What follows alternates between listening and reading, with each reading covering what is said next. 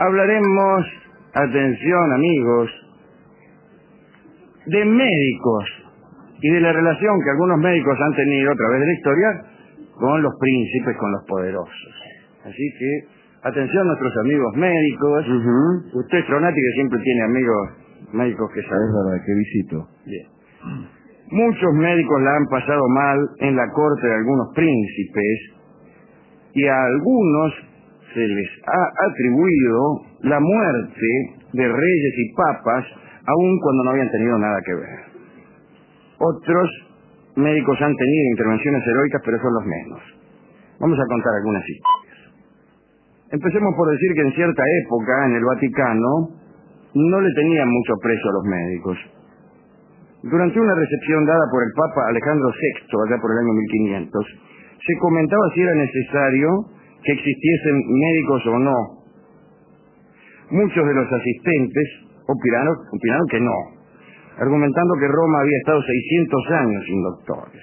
Entonces intervino el Papa, que creo que es nada menos que el Papa Borgia, y con una idea horrorosa y anticipadamente malthusiana dijo: creo que es necesaria la existencia de facultativos porque sin ellos crecería tanto la población que no habría más lugar en el mundo. Hasta tal punto se atribuían a los doctores casi todas las muertes que se cuenta lo siguiente. Escribió Stendhal que a los ojos de los romanos ninguna calamidad podía igualar a la de ver llegar al papado a Adriano VI, un señor que no conocía su propia lengua y que no sentía ningún interés por la poesía o el arte. Es decir, los romanos, digo, los habitantes de Roma, no estoy hablando del imperio, de la Roma cristiana, detestaban a Adriano VI. Tanto lo detestaban que cuando se murió hubo una intensa alegría.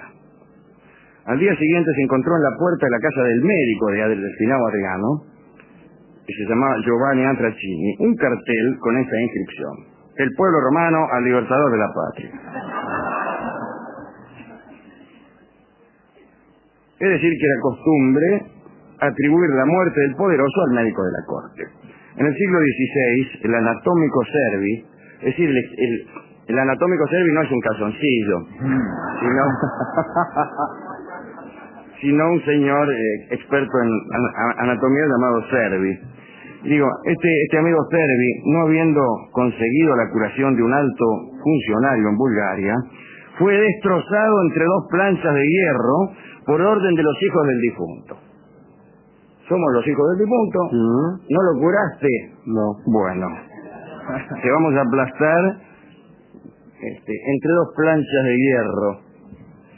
Armando Leo, médico de Lorenzo de Médicis, el famoso Lorenzo de Médicis, fue arrojado a un pozo por mandato del duque sucesor por no haber evitado la muerte de su paciente.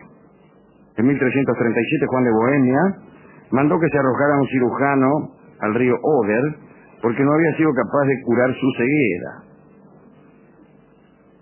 Los únicos que estaban libres de todo riesgo en el ejercicio de la medicina eran los sacerdotes, porque los monjes en algunas ocasiones llevaban a cabo algunas operaciones, más bien rudimentarias, es cierto. Sobre ellos, que estaban en contacto directo con Dios, no caía responsabilidad ninguna si tenían un accidente. Se los desvinculaba de la mala praxis porque se aseguraba que una muerte o un error, en ese caso, había sido una decisión divina. De todos modos, los desastres eran tantos que ya por el siglo XIV la Iglesia publicó un edicto que limitaba las prácticas quirúrgicas de los monjes e incluso les prohibía el trato con los restos de los muertos. Cuentan que cuando un cruzado moría en un lugar muy lejano, los monjes hervían el cadáver para obtener los huesos, que de este modo se trasladaban fácilmente y eran entregados a los familiares del finado.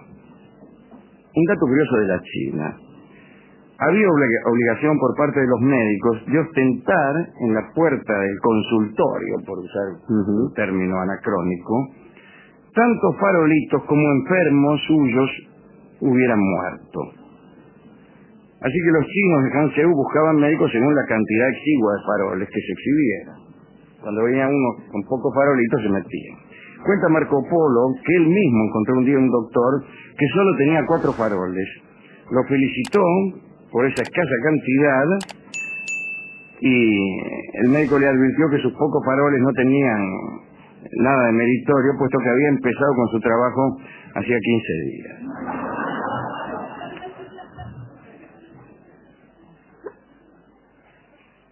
Contemos para terminar una curiosa y estupenda historia antigua entre un médico y un poderoso. En este caso, la historia la cuenta Plutarco, nuestro amigo Plutarco. Seleuco, el rey de Siria, tenía un hijo llamado Antíoco, que se enamoró de la segunda esposa de Seleuco. La mujer se llamaba Estratónice y era convenientemente hermosa, ¿se entiende? Seleuco tiene un hijo, se casa, como suele ocurrir, con otra dama más joven, y el hijo de su primera esposa se enamora de la segunda esposa. Bueno, ahí hay una situación bastante difícil.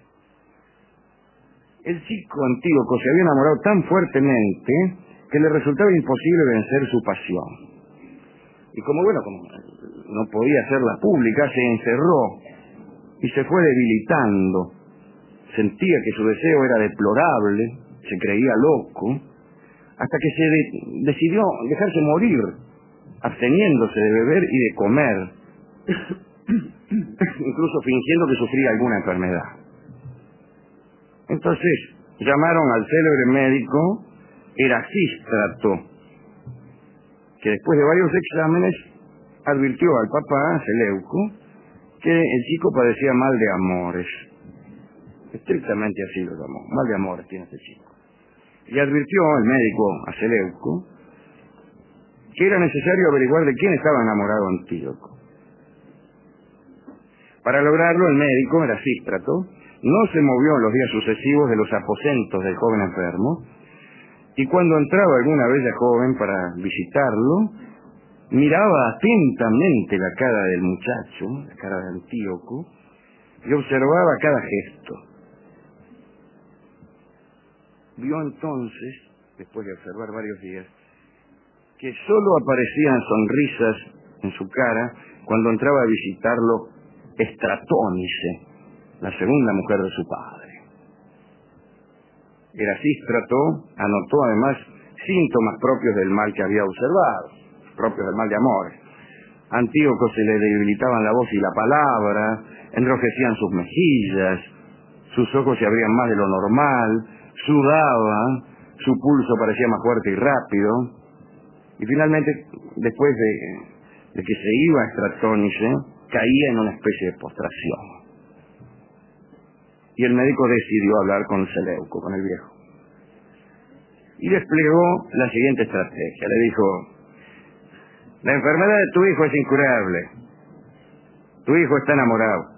Y lo que es peor, de mi esposa. Seleuco reaccionó y dijo: todo hombre de bien debería sacrificarse por la salud de mi hijo.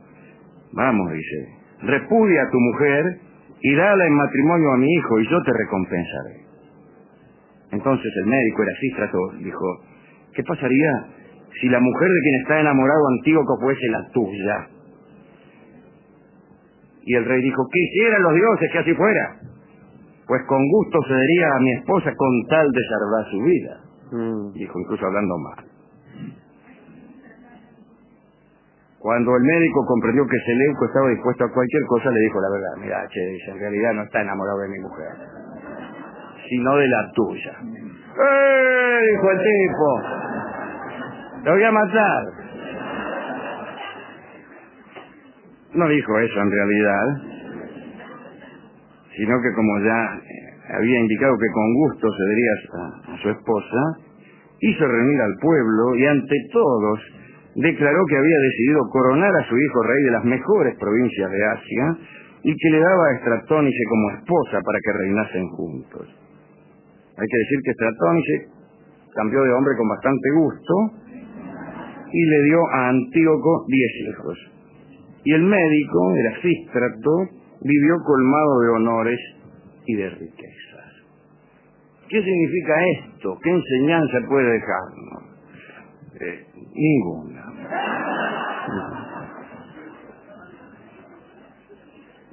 Ninguna que yo sepa entender. Se trata de algo que sucedió. No todo lo que sucede está destinado a dejar una enseñanza. Esa es una enseñanza. Hay gente que ve en cada suceso la oportunidad de ser edificante o didáctico. No siempre llueve para que comprendamos la fuerza del furor de la naturaleza. A veces llueve porque llueve nomás. No siempre nos ocurren desgracias para retemplar nuestro ánimo, para que aprendamos que la vida es áspera. A veces suceden porque sí.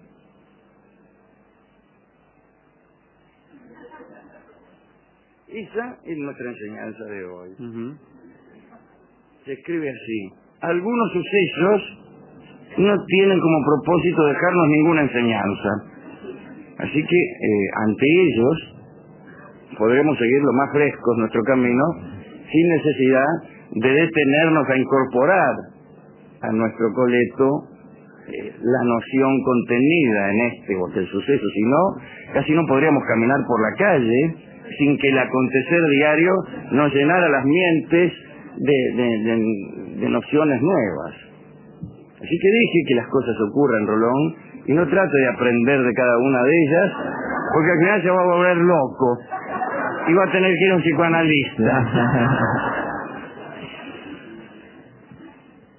Bueno, hemos ido ¿A quién quiere dedicar esto? Sí, algunos médicos amigos, Alejandro. Señor. A ver, Gracias, aproveche para dedicar a tus amigos médicos. A mi cuñado, el doctor Sergio Amato. Bueno, yo le voy a dedicar al doctor Anino, al doctor Carreiro, al doctor Cormillot, amigo de este programa. Si me permite usted, al doctor Sigmund Freud, al que tanto le debo. Sí, señor. ¿Cuánto le debo, doctor?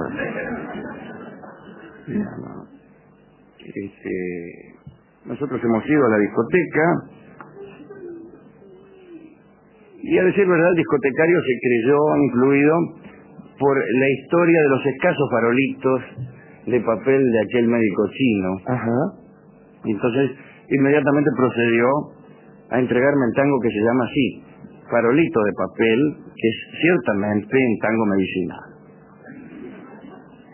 Porque en la letra se alusiona a la medicina. La letra más bien pretende hacer alusión al carácter efímero de la llama de los faroles de papel que tienen que se parecen al amor, con sus chisporroteos de poca duración. Sin embargo, no. La letra de don Francisco García Jiménez, secretamente, de un modo hermético y difícil de captar, se refiere a los médicos que son cuidadosos en el ejercicio de la medicina. Se refiere de un modo bien poco exitoso, ya que nadie lo advierte. Esto también encierra una enseñanza. ¿Cuál, Alejandro? Es imposible saber cuál, pero encierra una enseñanza. Escucharemos el tango Farolito de Papel en la versión clásica de don Carlos Gardel. Adelante.